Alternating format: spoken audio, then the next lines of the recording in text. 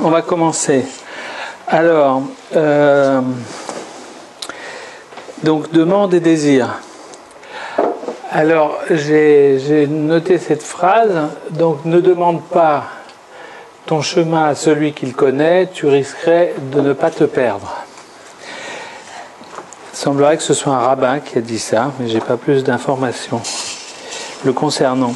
Alors, comme chaque fois, je vais vous dire ou vous lire quelques phrases, et puis au fur et à mesure de la soirée, on va essayer de les commenter.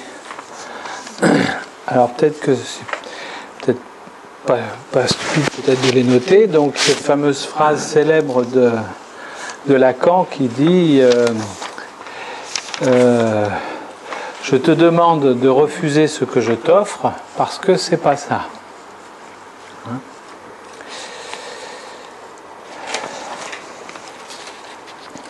Voilà. Et puis d'autres phrases qui la Terre est une forme à peu près sphérique.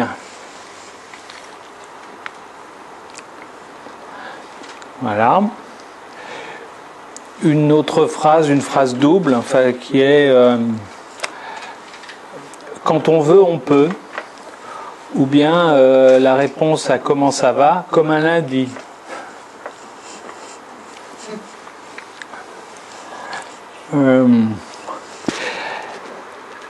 Cette phrase que j'avais citée la dernière fois, maintenant, parlons des difficultés de chiffres. Non, les difficultés de Chypre. C'est ce que, comme je vous l'avais dit la dernière fois, c'est un commentateur à la télé ou à la radio qui a fait ce lapsus. Une autre phrase. Ta copine, en me disant de ne pas le répéter, ta copine Marie m'a dit que tu étais très lâche.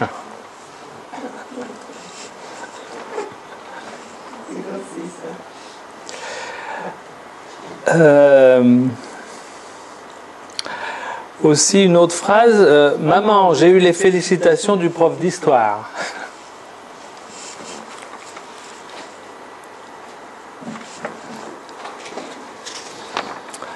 Et puis une dernière, maman, je veux un autre gâteau. Réponse de la maman, non.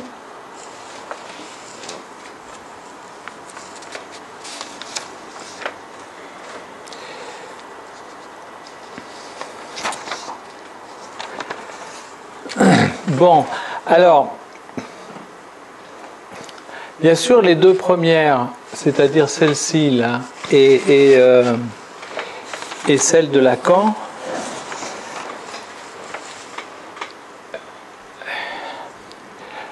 mettent en jeu peut-être ce qu'il y a de plus complexe dans la structure de la langue.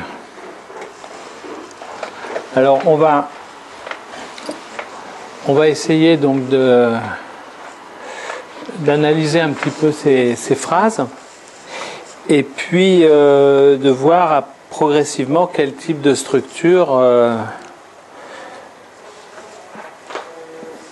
permettrait un petit peu d'expliquer cette façon ces modes d'énonciation et ces modes d'énoncé.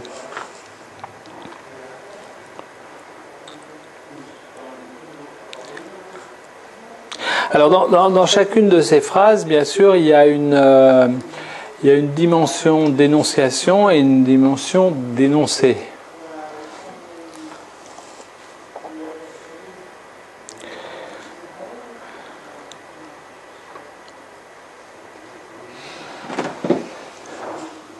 Ah, je n'ai oublié une qui est très importante justement, qui pourrait être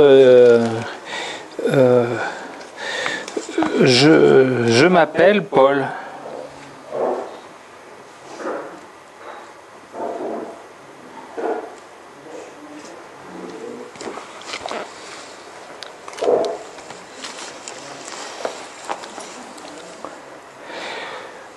Pourquoi je pense à celle-ci? Parce que justement au niveau de l'énonciation et de l'énoncé, il y a quelque chose qui vient se conjoindre. Je m'appelle Paul. Bon, si on laisse de côté, alors qu'on aurait peut-être des raisons de ne pas le laisser, la motivation qui fait dire à Paul qu'il s'appelle Paul,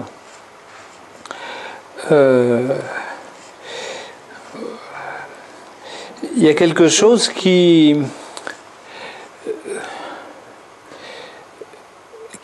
se rapproche, disons, entre l'énoncé et l'énonciation. Pourquoi? Parce que c'est un nom propre. Et que le nom propre, il a quelque chose de particulier, justement, au niveau de la signification.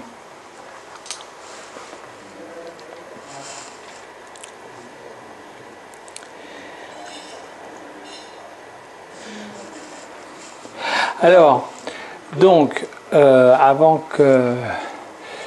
donc on a énoncé et énonciation.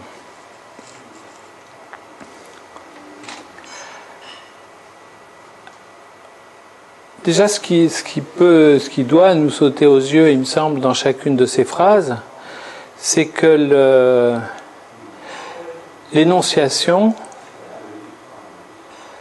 nous revient lorsque l'énoncé se termine. Hein. C'est-à-dire que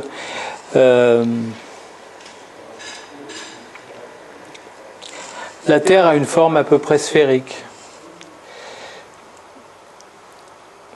Il y a un énoncé et puis il y a une énonciation l'énonciation, la succession des signifiants et puis crée un énoncé où l'énoncé crée une énonciation.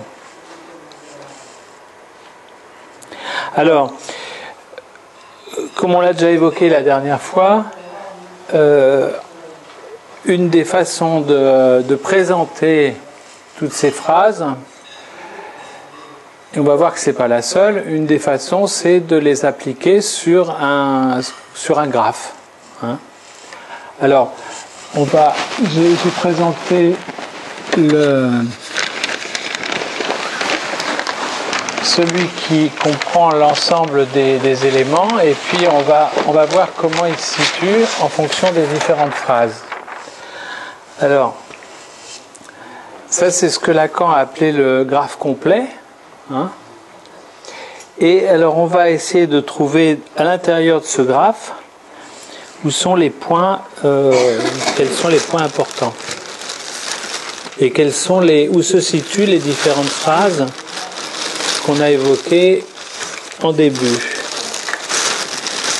Là, il faudrait que ce serait mieux que je trouve quelque chose qui écrit. Oui, celui-là écrit pas mal.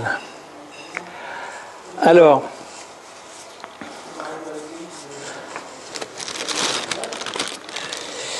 quand je dis la phrase suivante, la Terre a une forme à peu près sphérique.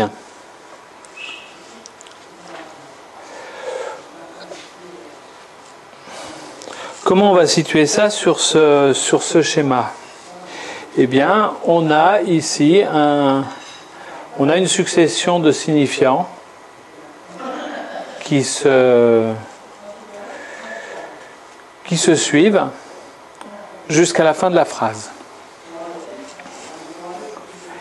Et arrivé à la fin de la phrase, donc à la fin de cet énoncé, eh bien, s'acquiert éventuellement une certaine signification ou le résultat d'une énonciation. Oui, non. C'est-à-dire une succession de signifiants qui matérialise l'énonciation et qui crée ainsi un énoncé qui va revenir un petit peu sur l'ensemble des mots de la phrase.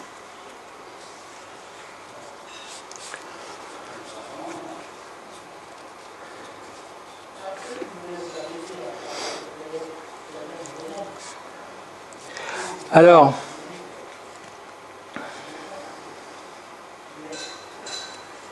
bon, on y reviendra après.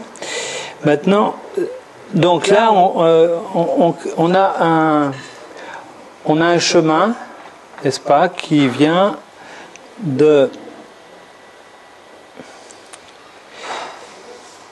qui parcourt de cette façon-là, et qui revient comme ceci. Hein? C'est une façon de le présenter. Alors maintenant, j'y reviendrai après parce que je ne vois pas quoi en dire de plus pour l'instant. Si on prend l'autre phrase qui est quand on vend un peu, quand on veut, on peut, ou comment ça va, comme un lundi. Ce sont des phrases dans lesquelles il y a manifestement un court-circuit. Ce sont des phrases dans lesquelles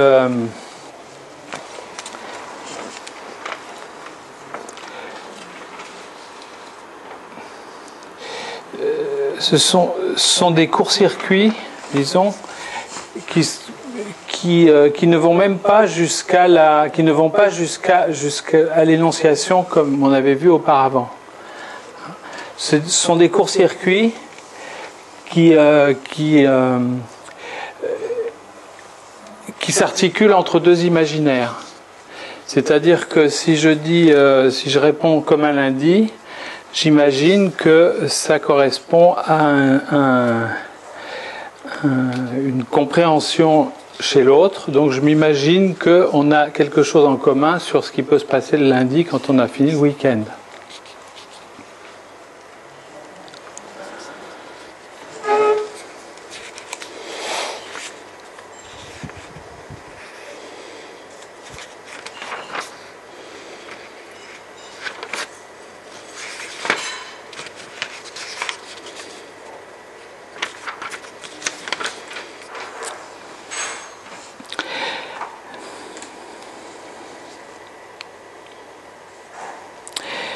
Bon, je ne vais pas faire les choses un peu dans l'ordre. Hein. Je voudrais revenir sur la précédente phrase. Mais à travers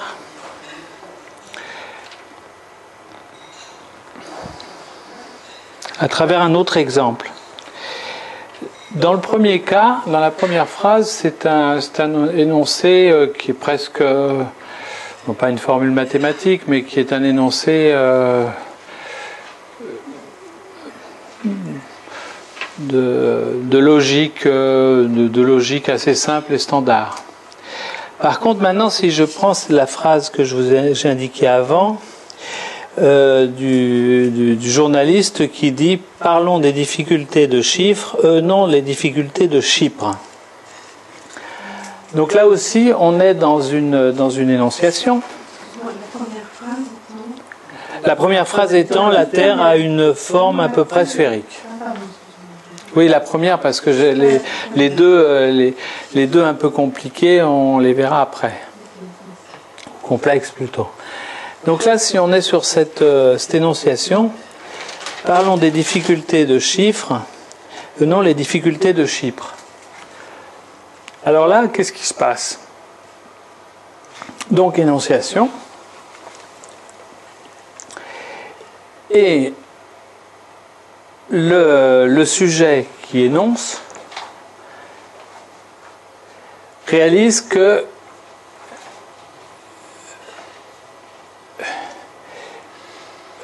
c'est pas cet énoncé-là qu'il voulait dire. C'est un autre énoncé.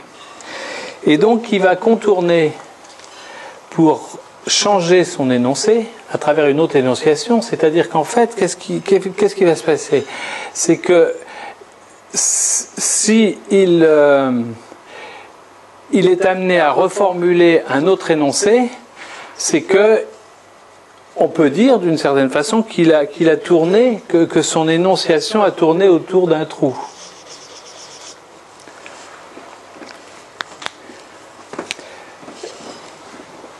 Il était bien certain d'être prêt à dire parlons des difficultés de Chypre, et il dit autre chose. Donc il y a bien quelque chose qui a contourné un manque dans le jeu des signifiants. il a dû contourner, puisqu'il s'en est rendu compte à la fin juste à la fin de la phrase, puisqu'il a corrigé, il a été capable de reproduire, vous voyez, une nouvelle énonciation, là, vous voyez bien, vous voyez le chemin, il y a ceci. Donc, ça vient dans un... c'est comme s'il entendait sa propre voix, n'est-ce pas? Ce que tu as écrit là. Voix. Ah, c'est voix. Oui, ah oui, parce que j'avais fait ce dessin pour des anglophones la première fois, donc j'avais marqué voice. Donc, la voix. Donc, suivons. Parlons des difficultés de chiffres. L'énoncé rencontre sa propre voix. Sa propre voix, sa voix de sujet. Et s'initie un retour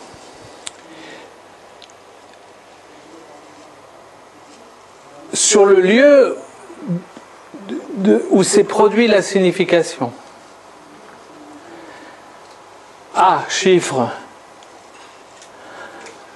Ce lieu de la signification lui apparaît comme dévié par rapport à ce qu'il avait prévu. C'est-à-dire qu'au niveau de l'idéal du moi, il y a un défaut.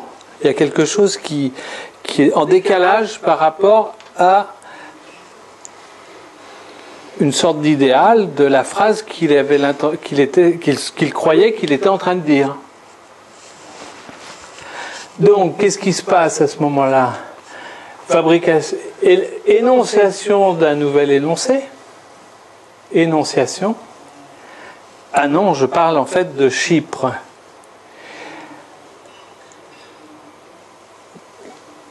Qu'est-ce qui s'est passé là? Vous voyez qu'il y a ici, en fait,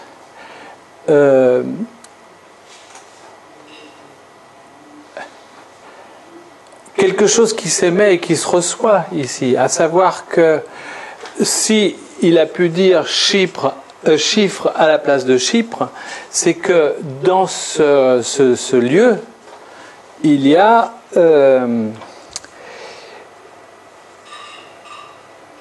des signifiants qui éventuellement se ressemblent.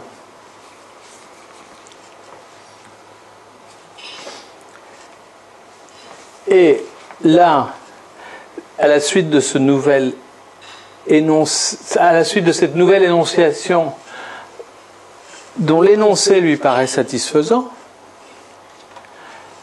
ou la signification, donc ce qui a ponctué cette phrase, la ponctuation et sa signification lui paraît compatible avec une position idéale qui était celle qu'il souhaitait transmettre à ses interlocuteurs.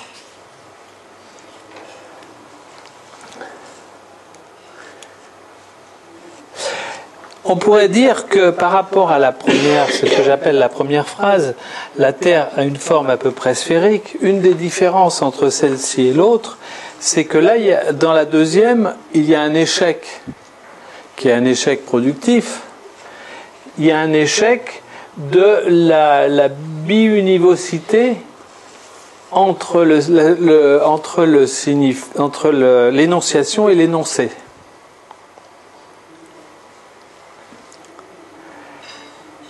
Il y a matière à réaliser que l'un ne se superpose pas à l'autre, comme il pourrait le croire ou le penser.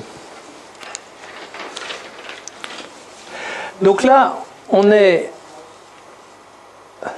Lorsque l'énonciation et l'énoncé se situent dans cet étage-là, il y a, comme on l'a dit la dernière fois, quelque chose qui capitonne dans une signification, ici.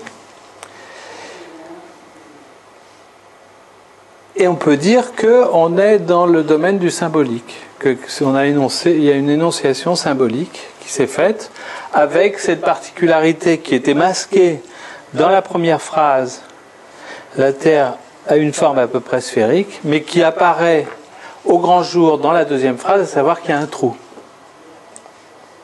Et que, parce qu'on aurait pu imaginer, je ne vais pas le dessiner dessus, mais on aurait pu imaginer que cet arc-là, il soit superposé avec celui-là. C'est peut-être ce qu'on aurait pu imaginer si on avait pris comme exemple ou comme tentative de généralisation, si on avait pris que la première phrase. Or là, précisément, qu'est-ce qu'on voit? C'est qu'il y a une différence. Et qu'il y a donc dans ce domaine du symbolique, qu'il y a du manque. L'énonciation et l'énoncé de cette phrase prise en entier, parlons des difficultés de chiffres, non les difficultés de Chypre, eh bien, il y a une actualisation et une présentification qui a du manque dans l'autre, qui a un signifiant de manque dans l'autre.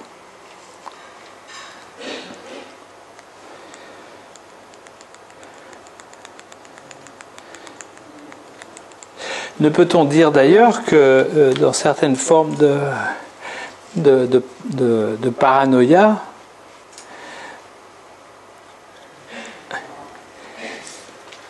il y a une tentative extrêmement sérieuse d'annuler ce manque dans l'autre, hein, de transformer cette structure. Enfin, cette structure, oui, ce sous-graphe, disons cette partie du graphe, de la transformer, de la faire porter non pas avec sa dimension symbolique, mais plus avec une dimension réelle. Ne pourrait-on dire que dans certaines formes paranoïaques, il y aurait un portage de cette dimension symbolique de l'énonciation vers quelque chose qui serait de l'ordre du réel.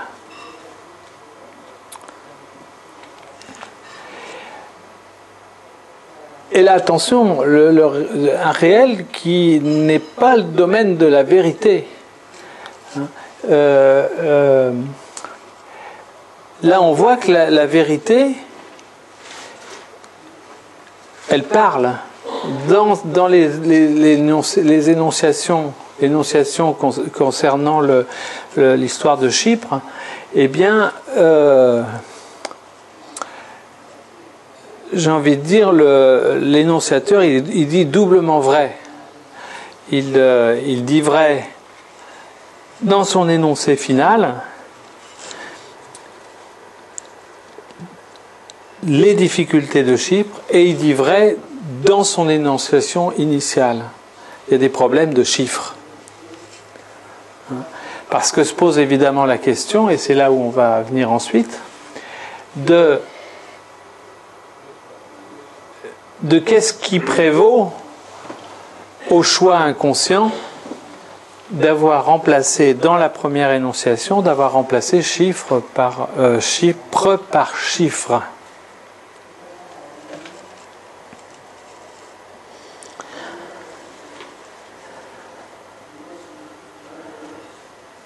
Bon, on s'arrête un peu là-dessus. Vous avez peut-être des questions? Moi, si j'ai bien compris, mais tu parles du manque dans le symbolique à partir de la phrase lapsus. Ouais. C'est dans le cadre de cette phrase-là que tu articules quelque chose autour du manque dans le symbolique. S'il ne serait pas démontrable. Voilà. Dans l'autre phrase. Voilà, c'est ça. Ça ne veut pas dire qu'il n'y ait pas le manque, mais il est masqué par le discours scientifique. Puisque quand je dis la Terre a une forme à peu près sphérique, Bon, on peut dire des choses un peu plus précises, forme d'une patate, ou donner les dimensions des différents axes. Enfin, on peut aller plus loin dans la description, mathématique ou scientifique, disons. On est dans le discours scientifique.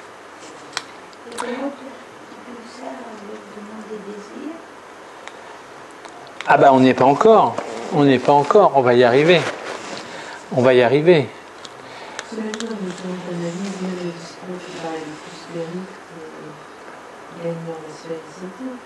On peut gagner en... On a sollicité, donc on adresse à quelqu'un.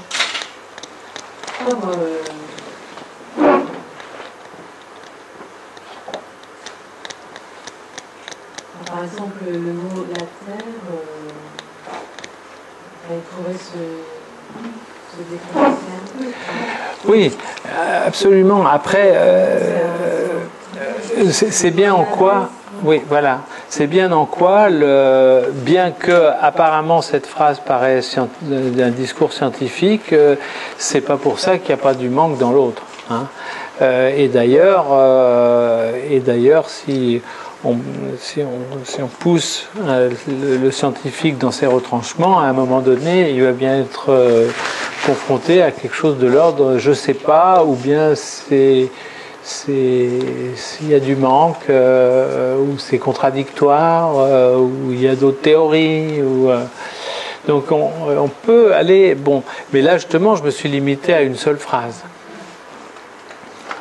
Alors, pourquoi j'introduis ces phrases-là avant d'en venir au domaine de la demande et du désir? Parce que si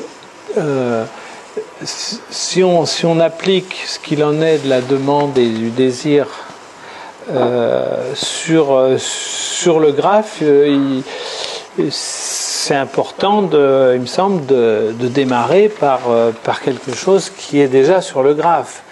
Et puis, on voit bien que quand on dit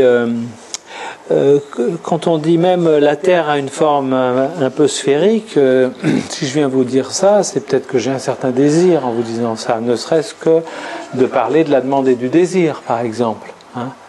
Donc il y a bien, dans cette énonciation, il y a déjà du désir, puisque il y a une certaine demande ou désir de transmettre quelque chose, de ce que j'ai compris de mon expérience avec Lacan. Et puis quand on dit comment ça va, ah ben ça va comme un lundi, hein, même si la dimension est extrêmement pauvre au niveau de la demande et du désir, on répond pas ça par hasard. On répond ça parce qu'il y a quelque chose qui est de l'ordre au minimum d'une demande d'amour dans un bistrot ou lundi matin avec ses collègues de bureau. Hein. Bien sûr, la phrase concernant Chypre et chiffres, la question qu'il s'agit de se poser, ou que peut-être ce speaker s'est peut-être posé, c'est qu'est-ce qui m'a fait dire chiffres au lieu de Chypre. Et puis en même temps, putain, c'était bien trouvé, j'aurais pas mieux fait si je l'avais fait exprès. Donc il y a bien là aussi quelque chose qui est de l'ordre du désir et de la demande de transmettre des informations, et on va voir que ça a à voir un petit peu avec une certaine demande d'amour. C'est-à-dire que dès l'instant où quelqu'un s'adresse à quelqu'un d'autre, il y a une demande. Voilà. Ça, c'est une première adresse. Oui. Pour qu'il y ait désir, il faut qu'il y ait un retour manquant, si je puis dire, que quelque chose manque, pour que le désir de la deuxième phrase arrive. En tout cas, le désir arrive dans la deuxième phrase. Est-ce qu'on peut dire des choses comme ça?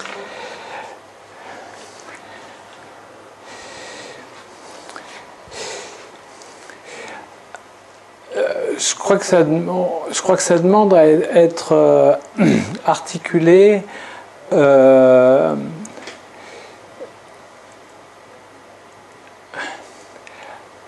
par rapport à la pulsion qui a conduit le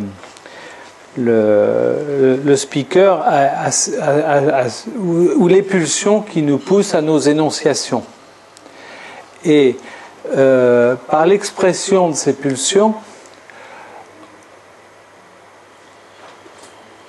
on va peut-être pouvoir toucher du doigt quel est le domaine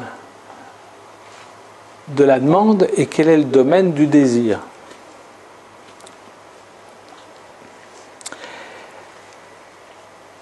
Et on va voir qu'ils ne sont pas du tout sur le même plan.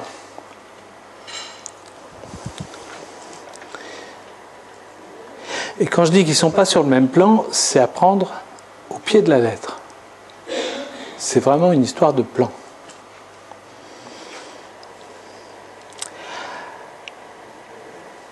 Alors maintenant, entrons dans des phrases peut-être plus scabreuses. En me demandant de ne pas le répéter, ta copine Marie m'a dit que tu étais très lâche.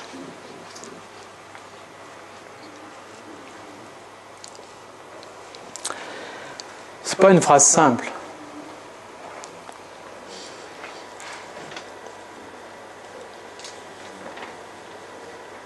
De ne pas le répéter ou de ne pas te le répéter? De ne pas te le répéter, oui, si tu veux, oui.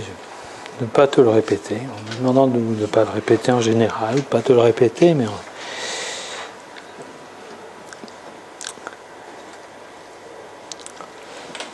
Donc, en me disant de ne pas le répéter, de ne pas te le répéter ou de ne pas le répéter,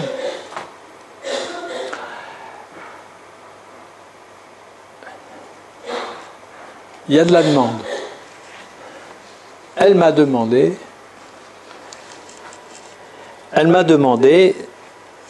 de ne pas te le répéter. Donc il y a de la demande.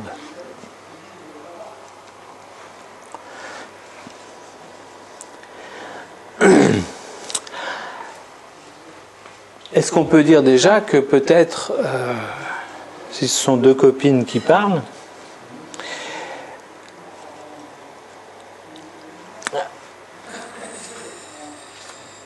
est-ce qu'on peut dire que celle qui a demandé de ne pas le répéter, elle savait peut-être à qui elle s'adressait, qu'elle s'adressait peut-être à la pire des pipelettes, et que si elle avait un message à transmettre à la personne en question, appelons cette personne André, comme ça on ne sait pas si c'est un garçon ou une fille. Elle savait très bien que c'était peut-être la meilleure façon de transmettre un message à André.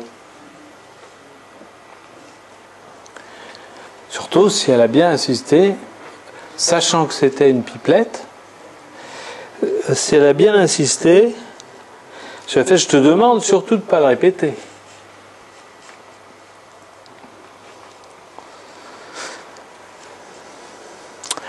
Donc dans cette demande, quel est le désir de cette nommée Marie? Quel est son désir? Si c'est dans le cadre où elle sait qu'elle a affaire à une pipelette, vous sentez qu'il y a là aussi encore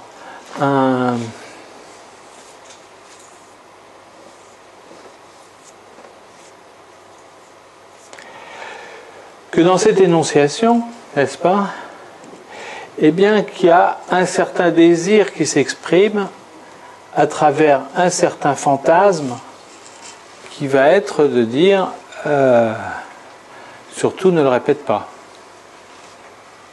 Vous voyez que là on va vers l'expression d'un désir inavoué et d'un certain fantasme qui va apparaître notamment sur la prétendue lâcheté d'André.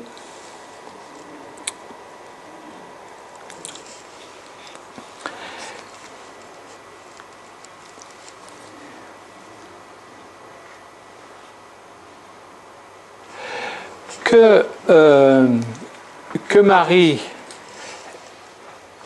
sache ou pas que cette copine était une pipelette,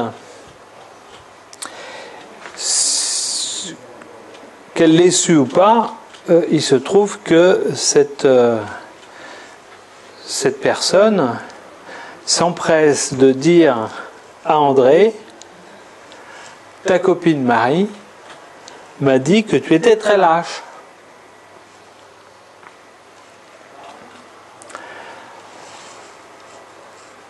Vous voyez déjà que, puisqu'on lui a dit et qu'elle le répète, vous voyez bien que c'est une vérité qui s'exprime. Une vérité au moins de la subjectivité de l'autre personne. Hein? Comme disait Lacan, moi la vérité je parle. Donc là il y a une vérité qui parle. Ta copine Marie m'a dit que tu étais très lâche. N'est-ce pas?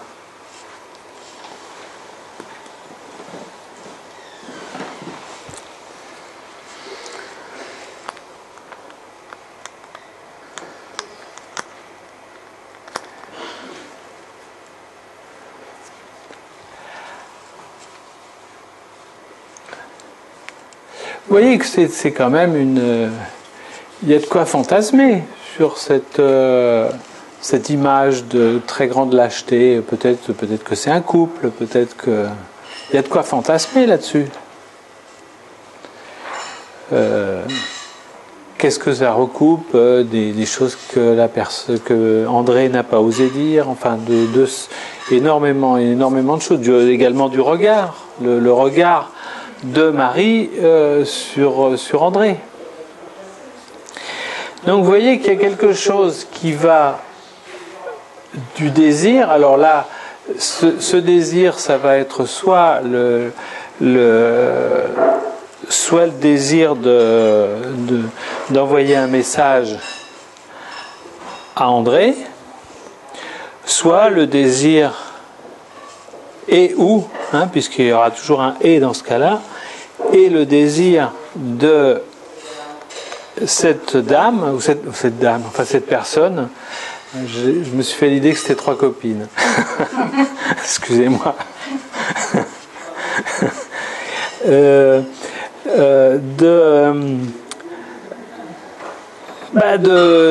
Qui a aussi là un désir de renvoyer à André un fantasme d'une position imaginaire extrêmement négative. N'est-ce pas ?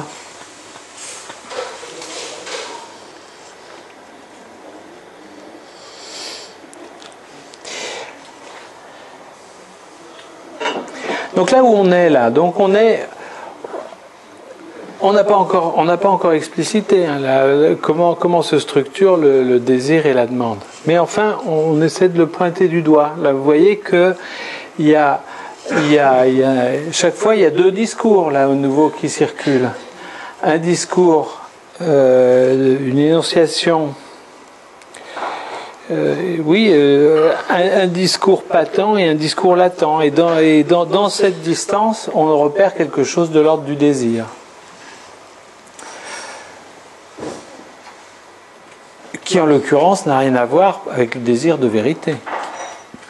Il y a de la vérité qui s'exprime, mais le désir, il n'est pas là. Si cette personne veut se donner bonne conscience, elle va dire, mais c'est parce que j'aime beaucoup la vérité que je dis ça. Mais ça, c'est un mensonge. Parce que là aussi, puisqu'il y a énonciation, il y a mensonge. C'est bien parce qu'il y a un pouvoir dans l'énonciation de mentir que le système de dialogue est possible. On peut très bien imaginer que lorsque initialement Marie a dit cette phrase, cette personne a dit « Oh ben oui, bien sûr, je te jure, j'en parlerai pas. » Là aussi, bien sûr, mensonge. Alors là, vous voyez, on a on a à la fois une dimension d'énonciation, de mensonge, de vérité et de désir qui commence à se faire jour. Et là, le désir, comment on le mesure? On le mesure par l'énorme écart qu'il y a entre cet énoncé vrai et cette énonciation.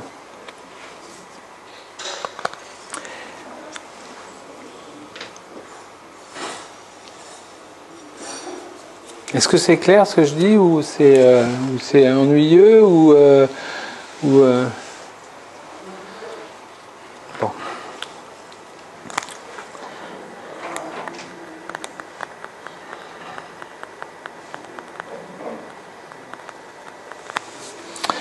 Bon. Alors.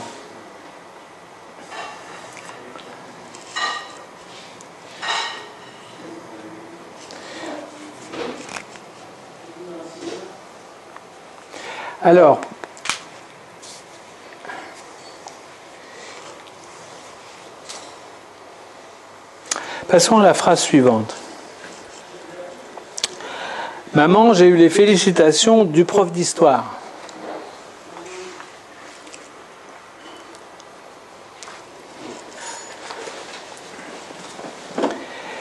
Donc là encore, on a affaire à une énonciation et un énoncé. Félicitations du prof d'histoire.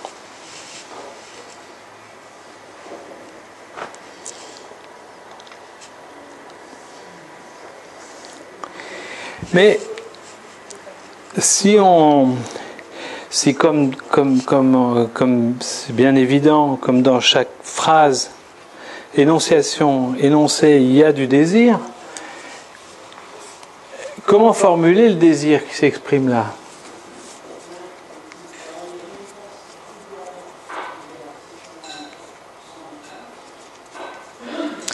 Le désir qui s'exprime là, est-ce qu'on ne pourrait pas le formuler en suivant bien sûr ce que nous a dit Lacan, mais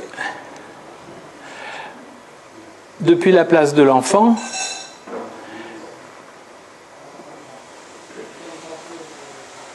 qu'est-ce qu'elle me veut? Est-ce que je sais ce qu'elle me veut?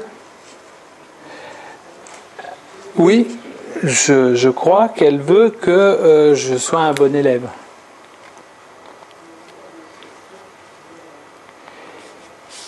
Et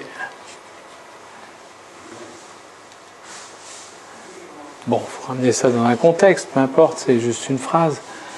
On peut raccorder au contexte qu'on souhaite, parce que cette mère pourrait légitimement aussi se poser la question, mais qu'est-ce qu'il me veut en me disant ça ?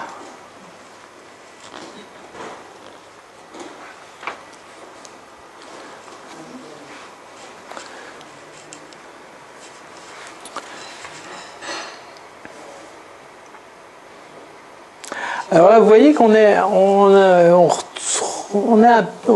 pourrait dire qu'on est un peu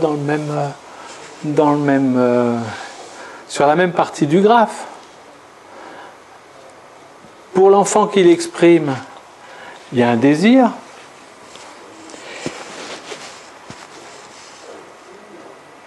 Et qui va se cristalliser dans quoi ? Ben, il va se cristalliser dans un certain fantasme. Comme ça va faire drôlement plaisir à maman. Et quel est l'objet de ce fantasme ? C'est la félicitation ou la bonne note donnée par le prof d'histoire. Il y a de l'objet. On est dans un domaine d'objet.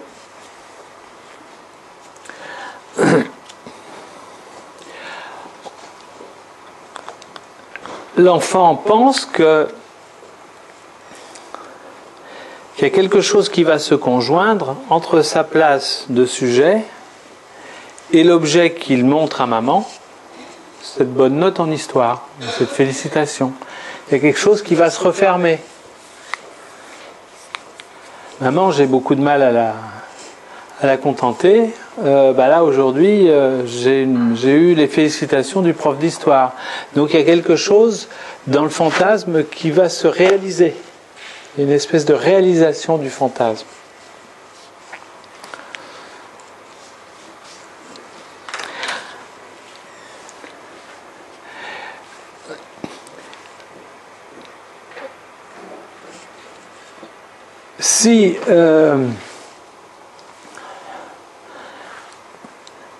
Si maintenant on veut, si on se pose la question, comment présenter le plus simplement possible cette rencontre entre un objet et un sujet?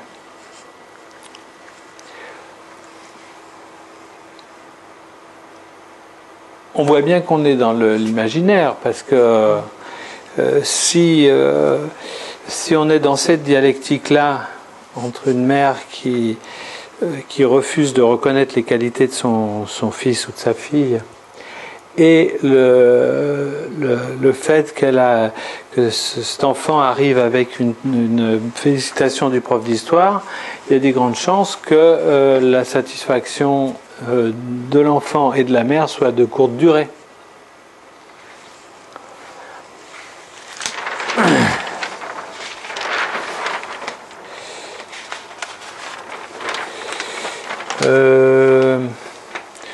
J'aurais voulu dessiner sans faire trop de cochonneries là-dessus. Vous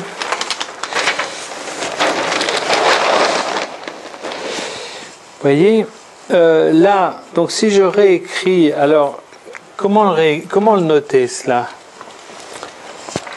Je vais dire, il y a donc un sujet et il y a un objet. Ok? Comment se conjoignent ce sujet et cet objet? Ils se conjoignent grâce au petit dé qui était à droite, c'est-à-dire c'est parce qu'il y a du désir. Alors, comment le figurer? Figurons-le de cette façon-là, par exemple.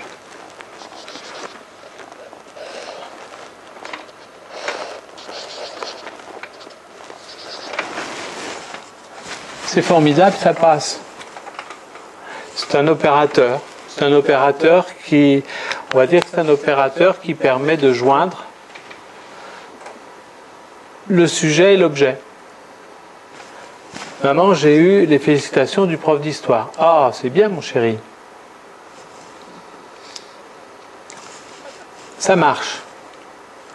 Sauf que, n'oublions pas que si l'enfant a dit ça, c'est qu'il a un désir.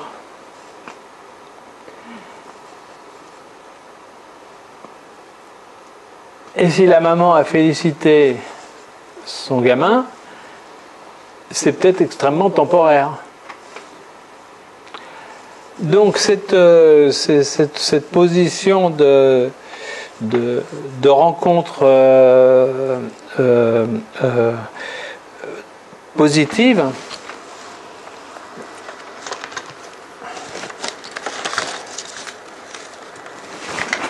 une seconde, je m'aperçois que j'avais laissé un micro.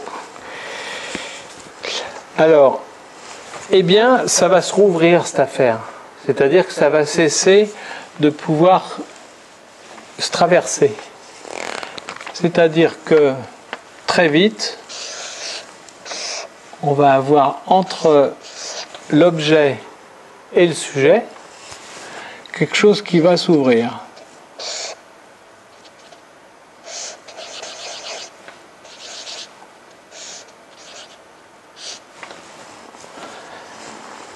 Ça marche plus.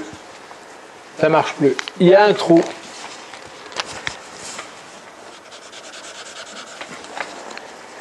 Il y a un trou entre sujet et objet qui fait que les choses ne fonctionnent plus.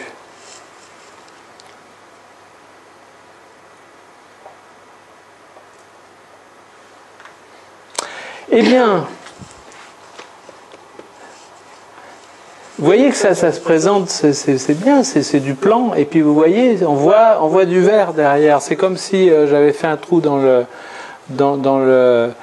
papier et que la feuille suivante, elle était verte. Hein?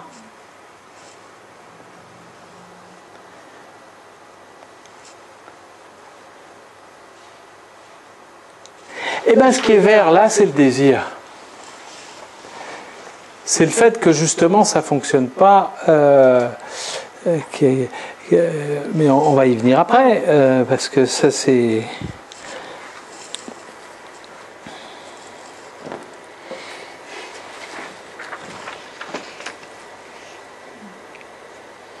C'est le désir qui ne rencontre jamais tout à fait son objet complet. C'est ça?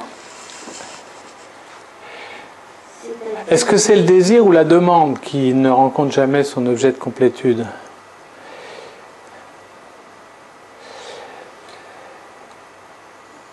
Je dirais les deux, mon capitaine. Voilà, sauf que on va venir à la demande après. Enfin là, ce qu'on voit déjà, c'est qu'on n'est pas du tout dans le même, on n'est pas sur la même feuille de papier. Hein? Vous voyez, la feuille suivante, elle est verte, et celle-là, elle est rouge. On n'est pas dans le même domaine. C'est le réel que comporte tout objet de désir. Pour qu'il reste inatteignable, pour que ça puisse continuer, pour que l'objet du désir soit inatteignable, donc porte en lui une part de réel. Et oui. Ce qui déjà est très important à noter, c'est cette pulsation. C'est fondamental. Cet objet, cette fracture, suture qui se fait dans la feuille de papier, elle est fondamentale à bien saisir. C'est qu'il y a une dimension pulsatile entre ces deux états de la relation sujet-objet. Là ça colle et là ça colle plus. Voilà, exactement. Ça ne colle plus, effectivement. C'est le même plan et c'est un plan différent. Voilà, alors là c'est comme si on avait créé un pont. Hein. C'est comme s'il y avait... voilà, vous voyez, c'est comme si ici il y avait un pont entre sujet et objet, et que là, le pont, il est cassé. Hein? C'est bien à comprendre comme ça. Au niveau du graphe, ça se joue comment, son bien et le son? Alors, donc ça, il faut bien avoir ça en tête. Hein? Chaque fois que vous voyez, parce qu'il fallait bien le dessiner d'une façon ou d'une autre, hein, chaque fois que vous voyez apparaître ce poinçon, eh bien, il faut le comprendre comme quelque chose qui est soit fermé, soit ouvert. Hein, et lorsque ça s'ouvre, ça ouvre dans une autre dimension. On n'est pas dans la même dimension. C'est très important. D'ailleurs, Lacan, comment il nomme ce poinçon, hein, il le nomme désir de.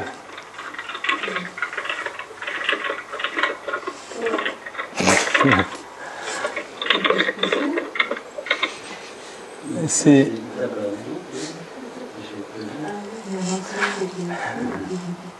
Alors, donc pour répondre à la question, alors, tu vas la reformuler peut-être d'ailleurs. Je l'ai oublié entre temps. Donc là, tu vas bien indiquer qu'à un endroit, ça passe à travers, c'est à un autre endroit, là, avec le poinçon, fait qu'on est dans un autre plan et qu'il y a une pulsation. Donc on n'est pas dans un univers plat. C'est ça. Oui, c'est que ce désir de, c'est une solution de continuité. C'est-à-dire que c'est un trou dans la feuille de papier. C'est un trou dans la relation sujet-objet. Maman, j'ai eu une bonne note en histoire. Ah, c'est bien. Et puis, le gamin peut la question, c'était au niveau du graphe. Comment, où est-ce qu'on ça se situe? Je dis parce que comme ça, dans mon idée, ça ne se situe pas au même niveau dans le graphe. Mais non. Enfin, ça dépend ce que tu appelles au même niveau. Oui, là, on voit qu'on est dans cette zone-là par rapport à l'énonciation. Voilà. On voit bien que c'est quelque chose de... C'est-à-dire qu'on essaye d'expliciter d'une certaine façon qu'est-ce qui se joue là, quoi. C'est une façon d'expliciter, c'est comme si on allait voir derrière. C'est comme si ce point-là était peut-être connecté avec celui-là. On dit, bah oui, d'accord, ok, il y a eu chiffre, on est bien, ok, super. Il y a donc bien un trou quelque part. Il y a bien un trou dans les signifiants, dans le symbolique, il y a un trou. Maintenant, pourquoi il a été mis à jour dans cette phrase-là, et par exemple, pourquoi il n'a pas été mis à jour dans la phrase « la Terre est à peu près ronde ». C'est-à-dire que cette ligne-là, désir jusqu'à S barré poisson A, nécessite une deuxième phrase. Enfin, je veux dire, elle est le résultat de la nécessité d'une deuxième phrase.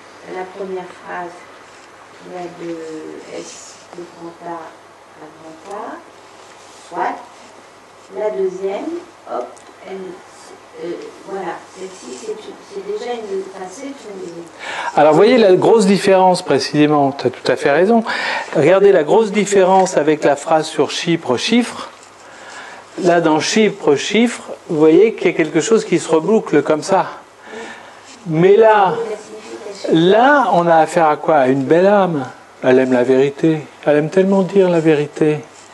Que elle est, si vous lui renvoyiez même la signification, mais tu as envie de foutre la merde, ou tu as envie qu'on soit, tu as envie être copine avec toi plutôt qu'avec l'autre, tu es jalouse, si on renvoyait les différentes significations, eh bien il y a gros à parier que ça ne serait pas du tout entendu, Donc on voit bien qu'il y a... Alors, en quoi c'est tout à fait intéressant? C'est que là, à nouveau, on est un petit peu dans un domaine imaginaire. Je ne sais pas pourquoi je l'ai mis là. On va y venir. On est à nouveau dans un domaine imaginaire. Il y a aussi un court-circuit là qui se fait. On a court-circuité quelque chose. Dans quelle phrase? Dans ces phrases qui mettent en jeu un désir méconnu, on va dire. Un désir méconnu au nom d'un fantasme. Dans la phrase précédente, j'attendais que tu le défends un petit peu, mais je voulais poser la question du ne pas. Du ne pas, c'est-à-dire? Je te demande de ne pas. Ah oui, alors attends, justement, ce sont les deux dernières parce que c'est les plus complexes, justement. Tout à fait, non mais tu as tout à fait raison. C'est que on va arriver petit à petit à des phrases qui pour nécessiter de s'expliciter, vont nécessiter un petit peu l'ensemble du graphe, précisément.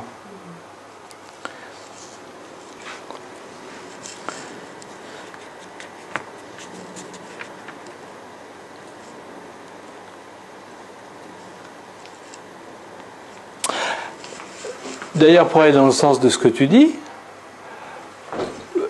peut-être que André en question va peut-être dire, mais ces deux-là, elles se foutent de ma gueule. Et qu'est-ce que j'ai à faire avec elle? Pourquoi elle vient me raconter ça à moi? Si je suis pas dans une demande d'amour conjointe avec une des deux ou les deux, eh bien je vais tout de suite pouvoir m'interpréter qu'est-ce qu'il en est du désir qui est sous-jacent et donc de son fantasme. Et éventuellement, je vais me débarrasser de ses copines. Et donc, d'une certaine façon, j'abonde dans le sens des deux premières phrases qui tiennent compte justement de ces conclusions-là. Hein, je te demande de refuser ce que je t'offre. Alors,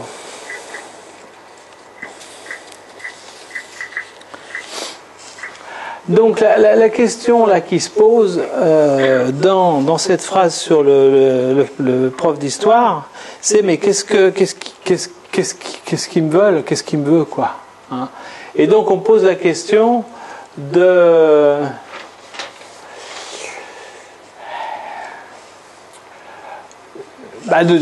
son fantasme quoi. On pose la question de mon propre, disons de l'élève qui formule cette phrase, et on se pose la question du fantasme de la mère, à laquelle, dans ce cas-là, l'enfant tente de s'y identifier.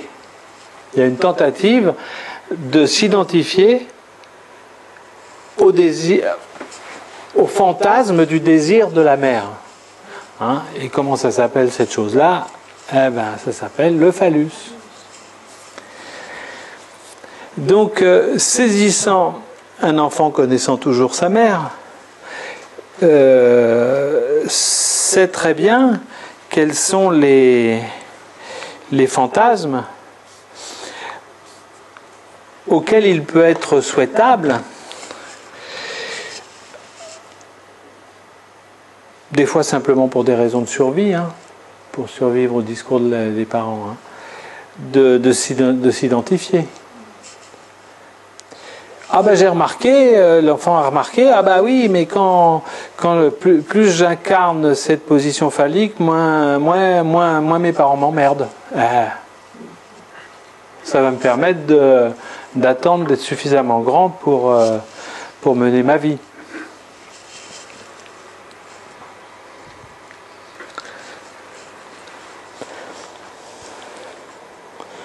Bon.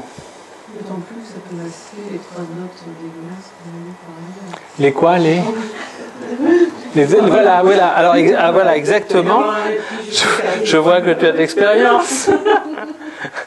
Bon, je le dis un petit peu pour que tout le monde l'entende. Donc tu disais que ça peut éventuellement masquer les mauvaises notes qu'il a eues en maths et en français et en anglais, n'est-ce pas? Voilà.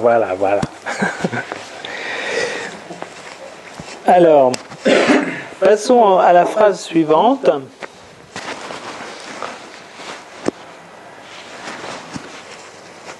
Maman, je veux un autre gâteau. Réponse de la maman, non.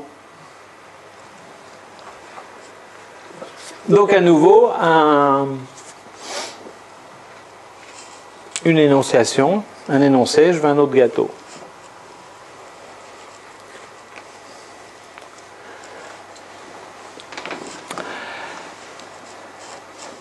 Sauf que là, l'histoire se termine pas comme ça. Sauf quand on s'appelle Dolto, hein, comme vous le savez sans doute,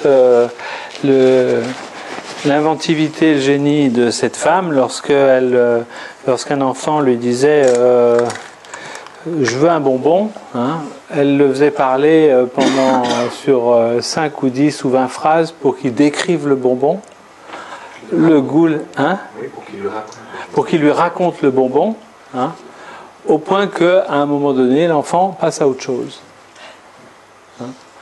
Et donc vous voyez que là c'est très intéressant parce que là Dolto n'a même pas besoin de dire non, hein. Elle, avec son intuition, son savoir-faire, elle savait que ce qui comptait c'était de pouvoir boucler dans suffisamment de boucles, d'énonciation pour épuiser ce qu'il en était de la demande du gâteau, du bonbon. N'est-ce pas? Là, il y a un changement d'objet pulsionnel. Voilà, il y a un épuisement, il y a une façon d'épuiser par la parole, voilà, et par une succession d'énonciations, d'épuiser ce qu'il en est de la demande. On passe du désir de bonbon au désir de parler. Voilà, exactement. Transformer le désir de bonbon en désir de parler.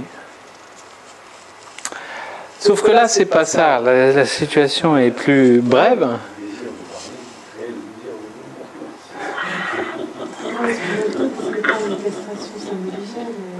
Il faut se demander s'il désirait ce bonbon. S'il désirait ce bonbon.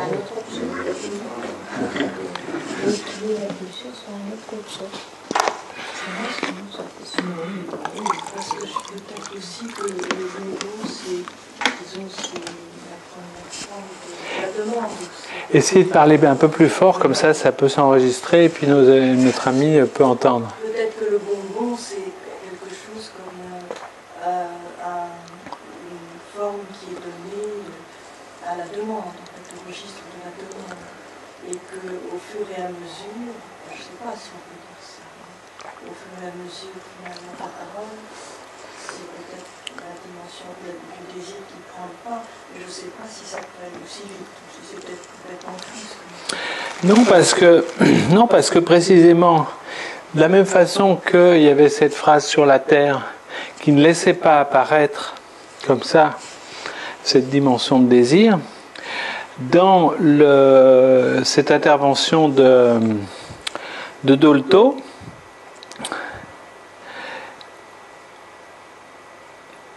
il y a aussi quelque chose qui n'apparaît pas et qui va apparaître beaucoup plus clairement. Enfin, quelque chose qui n'apparaît pas, mais dont Dolto n'est pas dupe. Encore que, en tout cas, au niveau de son intuition, c'est une pratique du renoncement qui est exactement calquée sur la pratique de renoncer au sein. Tout à fait. C'est le dynamique pulsionnelle qui va changer d'objet. Elle introduit quelque chose qui diffère avec le fait de faire raconter à l'enfant le bonbon. Oui. Elle ne se contente pas de dire seulement non tout de suite, et avec un conflit qui serait juste là. En lui faisant raconter ce bonbon, elle diffère ce qu'il en est de cette demande. Voilà, et cette satisfaction. Elle en utilise voilà. La substance. Voilà, c'est-à-dire que ce désir de sucrer, ça le transforme en désir de parler. C'est là où elle n'est pas tout à fait dupe que le bonbon, c'est pas de l'ordre du besoin. Voilà. Dans bonbon, on fait du bon. C'est bon, hein. Il y a l'objet d'immédiateté, l'objet effectivement.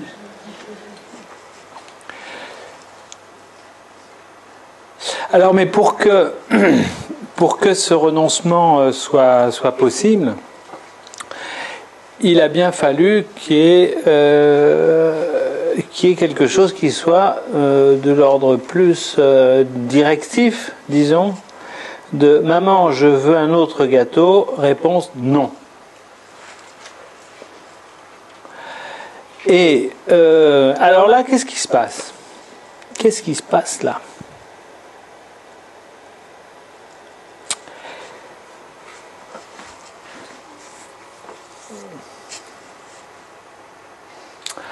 Ben là, bien évidemment, il y a une demande. Hein. Maman, je veux un autre gâteau.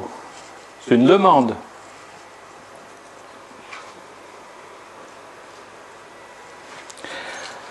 C'est presque de l'ordre de la négation de la demande. Pourquoi de la négation? Je veux un autre gâteau, non, tu ne veux pas. Oui, alors là, c'est peut-être une étape ultérieure. Mais dans un tout premier jet, on va dire, c'est une fonction de coupure. Je coupe dans ta demande de gâteau. Point. Non. Tu en as déjà eu un ou tu en as déjà eu 5, si je suis un peu laxiste. Tu n'en auras pas un nouveau. Non. Il y a de la coupure.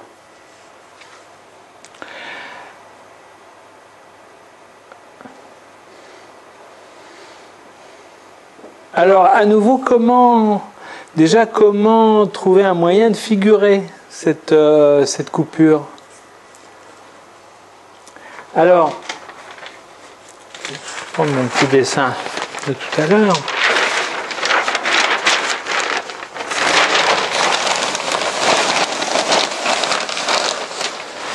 Donc là, on se situe quoi? On se situe, n'est-ce pas, entre, bon, je le mets à droite, ouais, je vais le mettre dans le même sens. On se situe quoi? Entre un sujet, n'est-ce pas, et sa demande. Alors, est-ce qu'on peut dire que le précédent gâteau, maman, je veux un gâteau, elle dit oui, mon chéri. Donc, on est dans ce que j'avais figuré là, n'est-ce pas?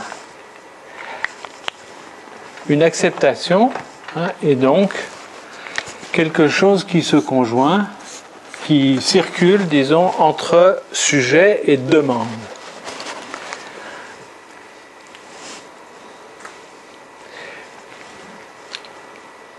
Sauf que là, elle dit non. En disant non, qu'est-ce qui se passe? Eh bien, il se passe un petit peu le même phénomène que celui qui avait été indiqué là. On va mettre quelque chose comme ça, je sais pas, peu importe. Ah, j'aurais pas dû faire ça. Alors,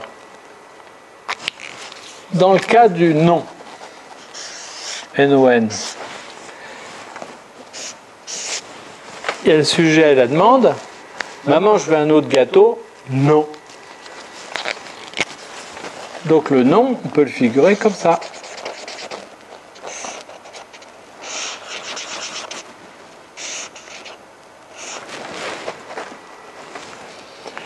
Avec, à nouveau au milieu, puisqu'on a coupé la liaison. On a coupé la liaison entre la demande et le sujet. Donc là, on est à nouveau dans la même dimension, enfin dans les deux mêmes dimensions, la dimension du papier rouge et la dimension du papier vert qui est derrière. Soit ça passe, soit ça casse. Ma demande vis-à-vis de maman, ça passe ou ça casse?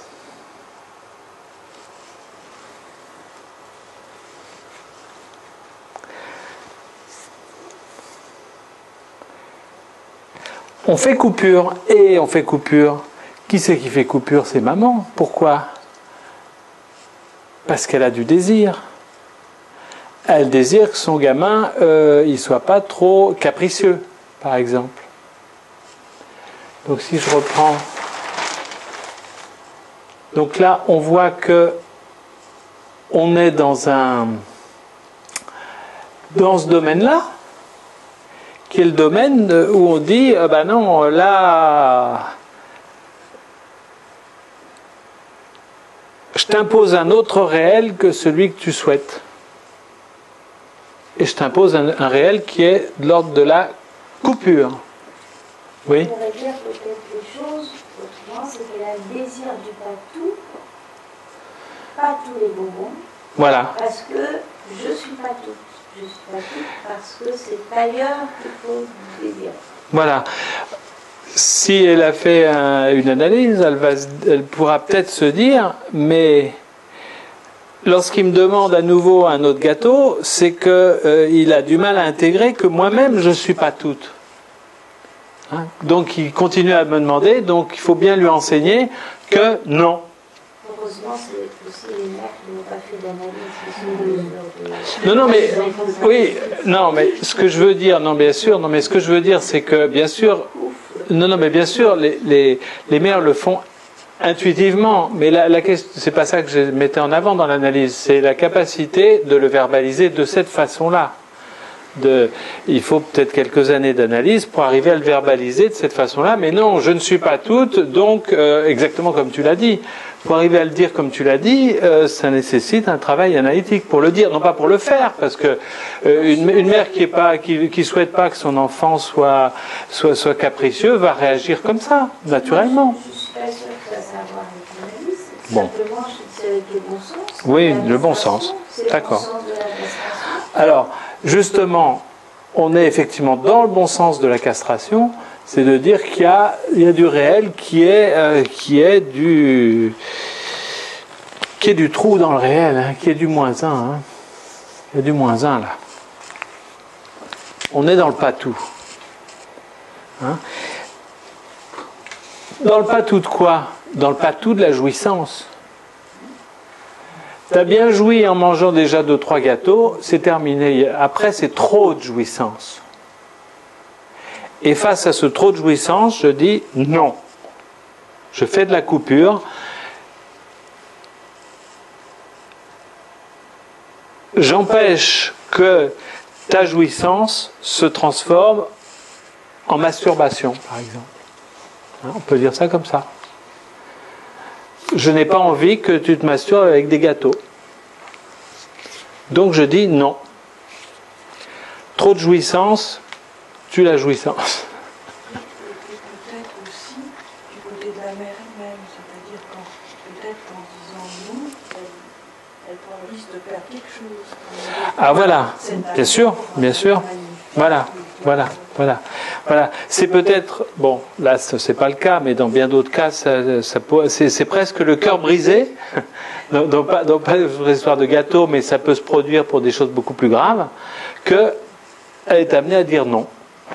Est-ce qu'on peut supposer qu'il y a aussi des mères qui jouissent de dire non? Ah bah oui, mais tant mieux. Pourquoi pas en jouir en même temps? Parce que quand on dit en jouir, ça ne veut pas forcément dire en avoir du plaisir. Ça veut dire, dis donc, attends, je dis une phrase et puis je finis juste ma phrase. Eh bien, d'une certaine façon, nous sommes soumis, toi et moi, au même mode de jouissance. À savoir que, je te dis non, ça ne te fait pas plaisir, mais il y a de la jouissance. Parce que là, on est dans l'humain. On est dans le discours. Et pour la mère et pour l'enfant. Oui, vas-y, dis-moi. Je pense, en fait, c'est une question d'aliénation aussi.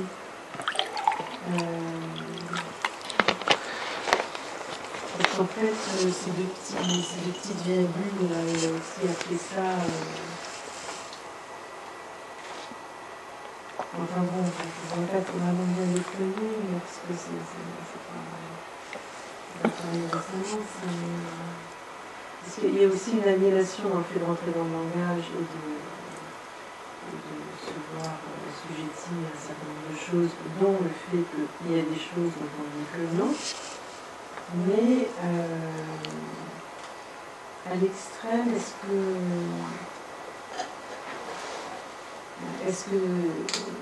il ne peut pas aussi y avoir des alignements qui feraient que le désir ne peut plus du tout passer? Bien sûr. Parce que dans les bien sûr. qu'on reçoit, bien sûr. Bien sûr. Bien sûr. Alors, est-ce que justement, c'est un très bon exemple que tu donnes, est-ce que justement, dans ce cas-là, il n'y a pas une chute sur cette ligne-là? C'est que précisément, il ne s'agit pas d'instruire l'enfant qu'il y a de la castration parce que trop de jouissance nuit à l'humain qui est en train de se faire. Mais il y a quelque chose de l'ordre du fantasme qui est de dire, tu voudrais bien un autre gâteau, tu peux toujours te brosser. Il y a une chute imaginaire. Il y a une chute vers un court-circuit. Et vous voyez, c'est très bien fait de donner cet exemple, parce que justement, on voit bien comment s'organise le court-circuit quand cette jouissance castration est liée à d'autres désirs, qui est de posséder l'enfant. Donc tu vois qu'il y a à ce moment-là un court-circuit. par rapport à ce chemin-là. N'est-ce pas? Et donc, ça indique bien d'ailleurs que du coup, il y a comme un parallèle entre ce court-circuit-là et ce court-circuit-là. Et on le verra à un autre moment, parce que si on nomme un petit peu ces extrémités, on verra à un moment que c'est précisément les deux côtés de ce que Lacan a appelé ensuite le schéma R. C'est-à-dire qu'on verra plus tard que ça correspond à un raboutement d'un anneau de Möbius. Je vous glisse ça comme ça, on y reviendra. Une façon de présenter ces courts-circuits, ils deviennent une façon pertinente de les présenter, c'est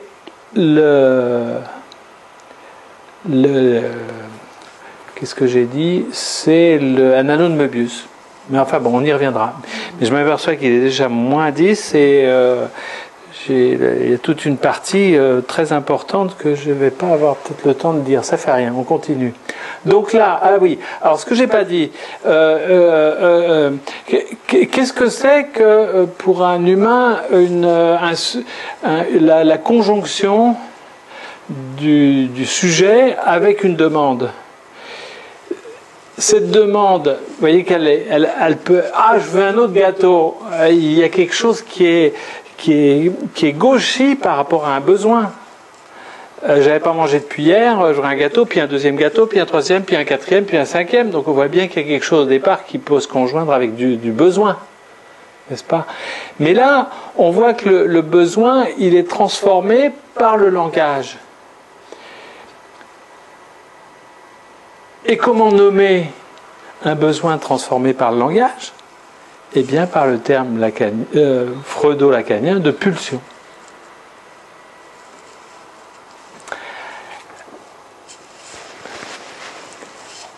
L'éclatement des différents besoins, le morcellement des besoins tels qu'ils vont être recalculés, presque au sens de computed, par le langage du sujet, c'est l'explosion des différentes pulsions. Donc on voit bien que dans la pulsion, il y a un côté qui est... On peut dire que la pulsion, d'une certaine façon, c'est aussi une frontière entre ce qui est du domaine de la psychanalyse et du domaine du biologique. Puisque pour qu'il y ait pulsion, il faut qu'à un moment, il y ait eu besoin. Besoin vital, un besoin.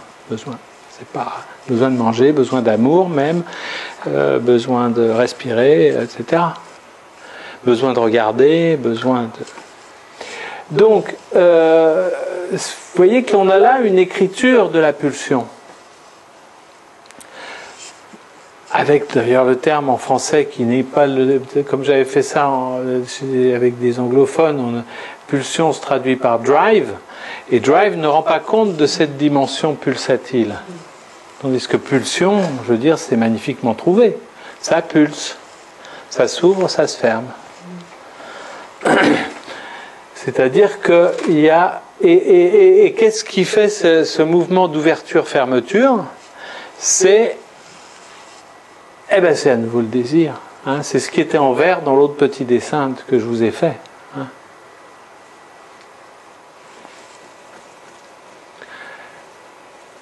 Alors là, vous voyez que que là, on est dans un domaine où on est obligé de faire intervenir quelque chose qui est de l'ordre du réel.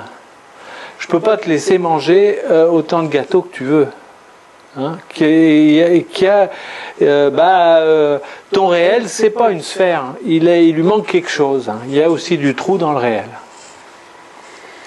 De la même façon qu'on a vu ici qu'il y avait du trou dans le symbolique, là il y a du trou dans le réel qui apparaît. En disant non, je te renvoie au fait que le réel, il est troué. Il faut s'imaginer qu'elle dise non, le dernier gâteau c'est pour ton père. Voilà, ça peut être une autre façon donc, qui introduit un autre réel, effectivement, qui n'est pas le réel du fait que tu en as trop mangé, c'est qu'il y a aussi il y a de l'autre, il y a du père. Pire que ça, par moyen bientôt, elle sert d'abord au Père. Voilà. Avant l'enfant.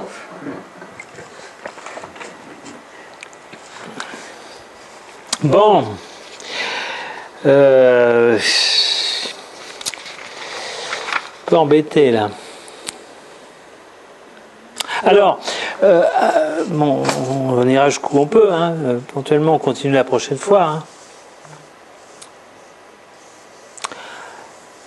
Alors, qu'est-ce qu'on a de commun?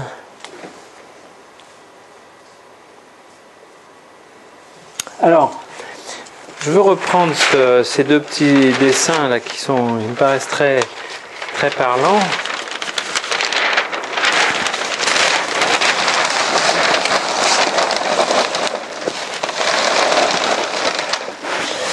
Ces quatre dessins, 2 et 2. Qu'est-ce qu'ils disent? Ils disent que dans le fantasme et dans la pulsion, il y a du désir. Que dans le fantasme et dans la pulsion, il y a du désir, sauf qu'il n'est pas dans le même plan. Il n'est ni dans le plan de la relation sujet-objet, et il est non plus dans le plan de la relation sujet-demande. N'est-ce pas? C'est un autre plan.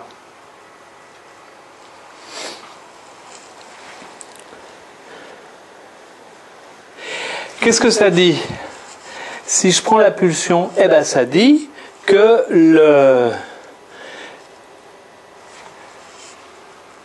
désir, il est déjà présent dans la demande. Puisque la demande, elle est déconnectée du fait qu'on parle, elle est déconnectée du besoin, eh bien, lorsqu'on demande, eh bien, il y a du désir.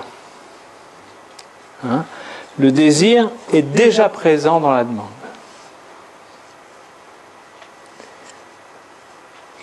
Et je comprends pas ce que tu dis que le désir n'est pas dans le plan entre le sujet et l'objet. Et là, pardon, et la demande plutôt.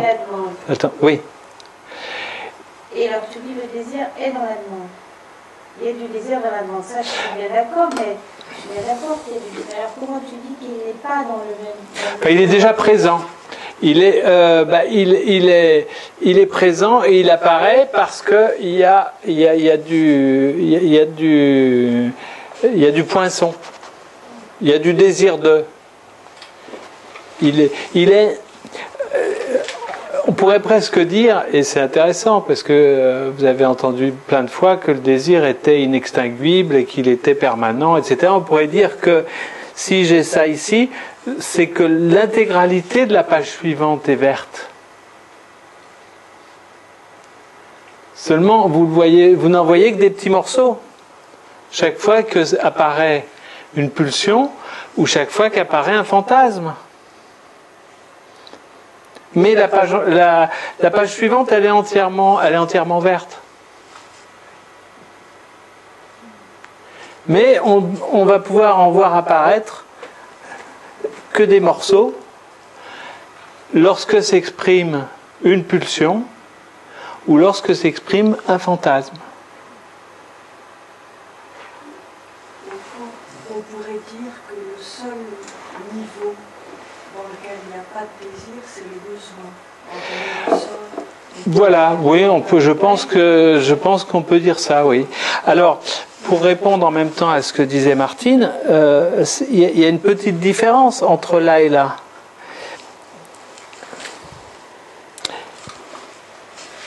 C'est que là, dans le cas du fantasme, c'est que avec cet objet petit a, on a accès à la cause du désir. C'est dans l'expression de ce fantasme que se cause le désir. C'est parce qu'il y a cette dimension pulsatile de mon fantasme ou du fantasme que apparaît le désir et qui le cause. Alors que là, dans le cas de la pulsion, on constate d'une certaine façon que s'il y a pulsion, c'est qu'il y a du désir qui est là. C'est qu'il y a quelque chose qui ne va pas se satisfaire d'une façon définitive, qui va se satisfaire que momentanément dans le mouvement pulsatile de la pulsion. Ah, j'achète une nouvelle voiture. Ah, je suis allé chez le coiffeur. Ah, j'ai acheté le dernier disque de Leonard Cohen. Ah, bah, il y a toutes ces satisfactions de pulsion qui indiquent que si je m'évertue à satisfaire cette pulsion, c'est qu'il y a du désir. Mais il n'est pas dans le même plan. Il n'est pas dans le même plan que lorsque je vais demander au disquaire le dernier disque. Il est dans un autre plan. Il est dans la page verte qui est derrière. Bon, moi je peux continuer, mais vous avez peut-être un peu marre là.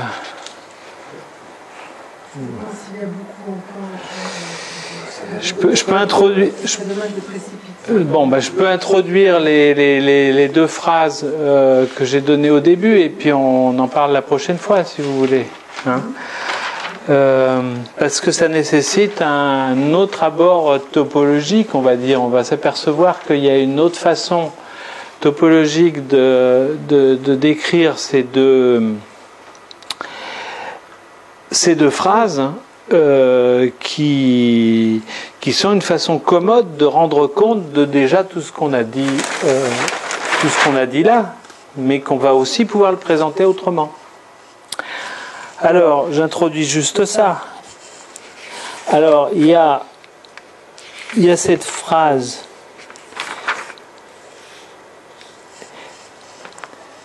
qui peut paraître effectivement très énigmatique, hein. Je te demande de refuser ce que je t'offre parce que c'est pas ça.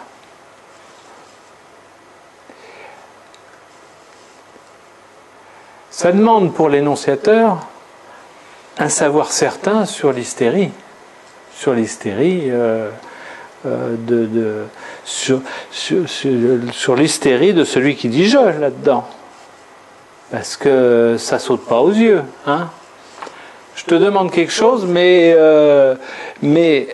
si je te le demande, finalement, j'ai quand même passé un certain temps à réfléchir et à penser sur la vanité de mes demandes. Eh ben, ça serait encore mieux si tu me refusais ça, parce que c'est pas vraiment ça que je suis en train de demander.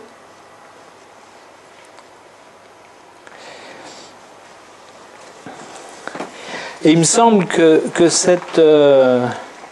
cette énonciation, cet énoncé, il est parfaitement cristallisé dans cette phrase de Rabbin qui dit ne demande pas ton chemin à celui qui le connaît, tu risquerais de ne pas te perdre. Hein?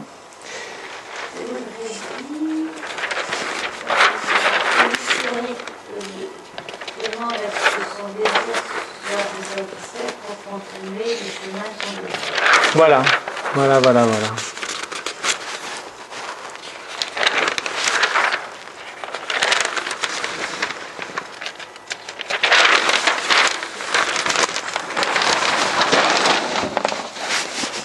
Hein? Ne demande pas ton chemin à celui qui le connaît, tu risquerais de ne pas te perdre.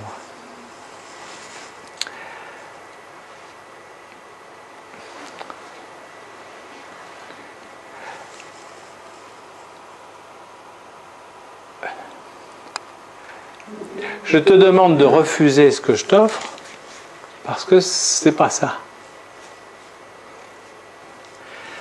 Si je demande mon chemin à celui qui le connaît, eh ben, je vais me perdre dans ce que je demande, puisque je te demande de refuser ce que je t'offre. Indique-moi mon chemin.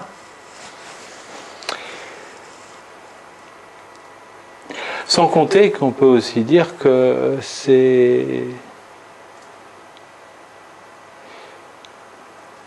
c'est ce vers quoi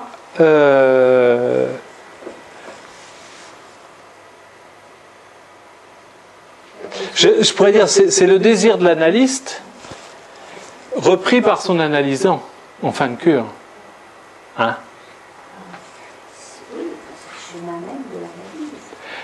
Oui, mais pour que, bien sûr, on peut dire que c'est ça que l'analyste doit avoir en tête dans sa façon de conduire la cure.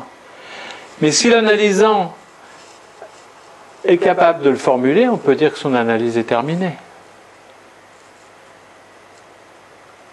Parce que sa demande, pendant tout le cheminement de l'analyse, va être au contraire, indique-moi le chemin, surtout, fascine-moi, montre-moi, guide-moi, sois mon maître à penser, sois mon directeur de conscience. Oui, l'analyste lui répond, je refuse de... Voilà. Je refuse de... Enfin, je sais pas, je refuse. Ce que je t'offre n'en veut pas. N'en veut point. Enfin, je ne répondrai pas à ta demande. Je ne répondrai pas à ta demande. Et donc, on peut penser, dans les meilleurs des cas des analyses, que ça conduit l'analysant à dire ne demande pas ton chemin à celui qui le connaît, tu risquerais de ne pas me perdre. c'est la posture de... Oui, bien sûr. C'est la posture de journaliste. Voilà, c'est ça. On peut dire que là, on est dans l'autre, le grand autre de l'analyste, dans cette phrase. Je ne réponds pas à ta demande, c'est aussi, ça fait référence, ou ça évoque le transfert. Est-ce qu'il y a encore du transfert ou pas? Est-ce que c'est dans le cadre de l'analyse ou pas? Alors, le transfert, c'est bien qu'il y ait de l'amour. Transfert, c'est de l'amour. Oui.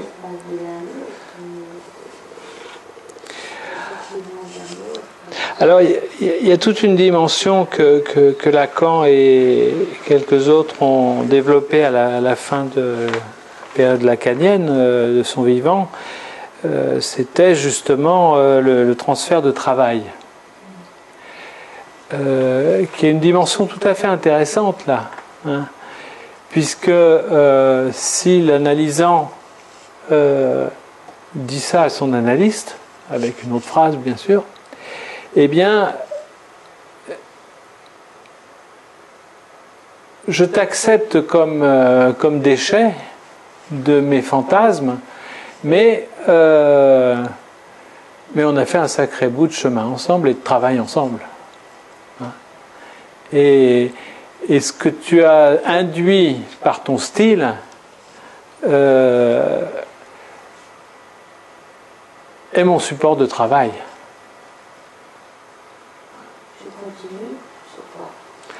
Et je continue sans toi. Alors bon, ben écoutez, je sais pas, vous avez peut-être des questions ou peut-être. Est-ce que tu pourrais situer cette phrase, cette petite histoire suivante entre désir et demande? Ou là, est-ce qu'il y a de l'autre? C'est un monologue, c'est une seule personne qui. Paranoïaque peut-être, je ne sais pas. Elle est en voiture, un pneu est crevé, on va changer le pneu, pas de cri. Elle vient de passer une petite ville, et cette personne, en cheminant sur la ville, elle se fait toute une réflexion intérieure, où elle dit, de toute façon, le garage, il n'y a pas de garage dans cette ville. Écoute, il n'y a pas de garage, c'est une petite ville. Et finalement, elle se dit, ah ben si, il y a peut-être un garage, mais le garage va être fermé. Finalement, cette personne arrive devant le garagiste, et elle tape comme ça au carreau, et dit, de toute façon, ton cri, tu peux te le garder. Voilà.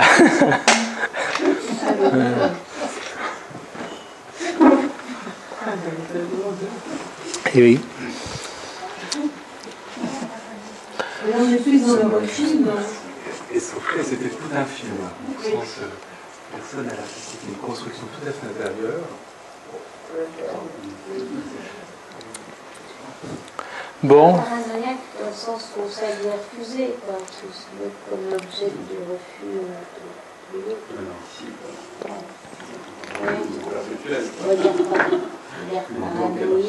Oui, paranoïde. Ou alors elle a beaucoup d'humour.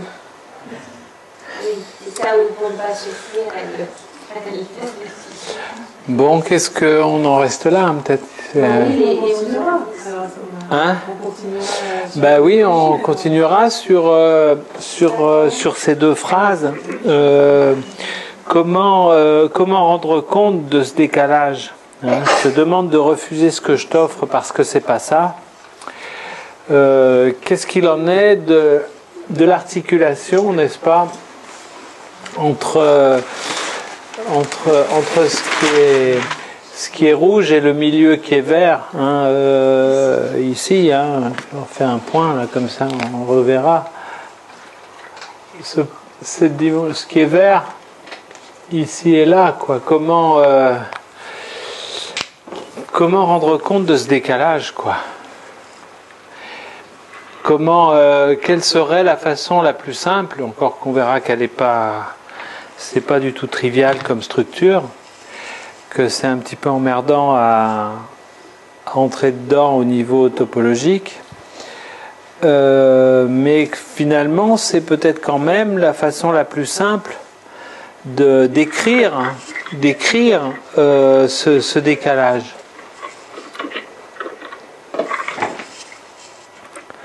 Ok. Donc on en reste là et je vois qu'il y a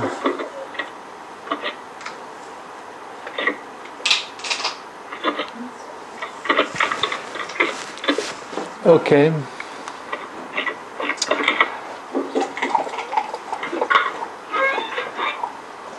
Alors donc Bruno nous dit le schéma du tort dans la semaine 9, le séminaire 9 du 7 mars 1962. Bon, ben, on pourra retrouver ça.